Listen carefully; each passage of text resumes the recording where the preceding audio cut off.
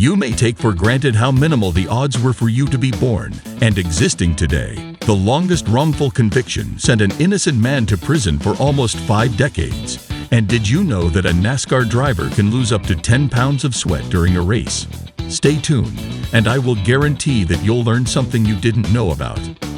When watching the NASCAR Cup Series, have you ever wondered how the race drivers feel inside of the cars? During a race, it's normal for the temperature inside a race car to be around 100 to 140 degrees Fahrenheit due to engine activity and traction.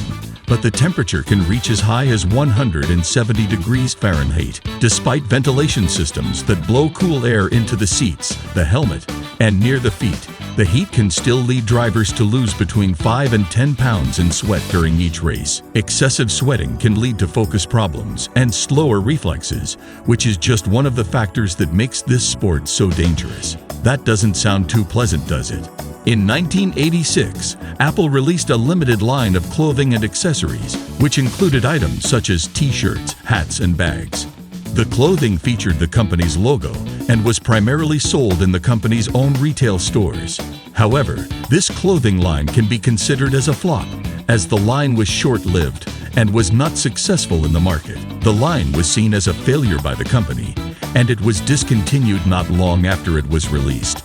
As a technology firm, the company found that it was not well suited for making clothes and focused on what it does best. Though it was a flop then, it is likely that Apple's clothing line would have a greater chance of success today. It's hard to imagine a life without the internet today. However, there is a country where the internet as we know it is banned, and only a small minority of the population can actually use it. Kwangmyong, which is Korean for bright star, is North Korea's officially sanctioned intranet. It looks sort of like the internet circa 1994. Many users even access it with old-school dial-up or computer labs. It is a closed network that runs on pirated Japanese versions of Microsoft software and looks sort of like the real internet but isn't. Rather, it runs rudimentary email and browser tools that are restricted to a hand-picked collection of sites that have been copied over and censored from the real internet. There is a group of privileged elites in North Korea who can access the real internet, which is forbidden to everyone else.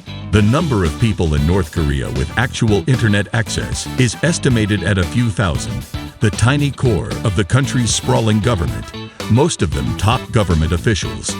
In today's world, we are accustomed to having access to cameras everywhere we go, whether it's on our smartphones or as standalone devices. However, before the invention of photography, capturing a visual representation of the world around us was a difficult and time-consuming task. But in 1826, that all changed when Joseph Nikifor Nips captured the world's first photograph, known as the view from the window at La Grasse. This photograph marked the beginning of the era of photography and opened up new possibilities for capturing and preserving memories and moments that would have otherwise been lost to time.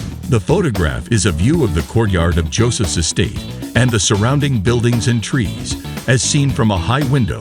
It was captured using a camera obscura and a process called heliography, which used bitumen of juvia, a naturally occurring asphalt, as the light-sensitive material. The exposure time for the photograph was around 8 hours. Imagine being locked up in prison for decades, losing all your freedom, and not being able to see the world outside evolving. What about being locked up for almost 5 decades for a crime you did not commit? For more than 45 years, Richard Phillips languished behind the bars of a Michigan prison, tortured by the knowledge that he had absolutely nothing to do with the murder he was convicted of. The former auto worker had long insisted he was innocent of the crime, but authorities and jurors did not believe him.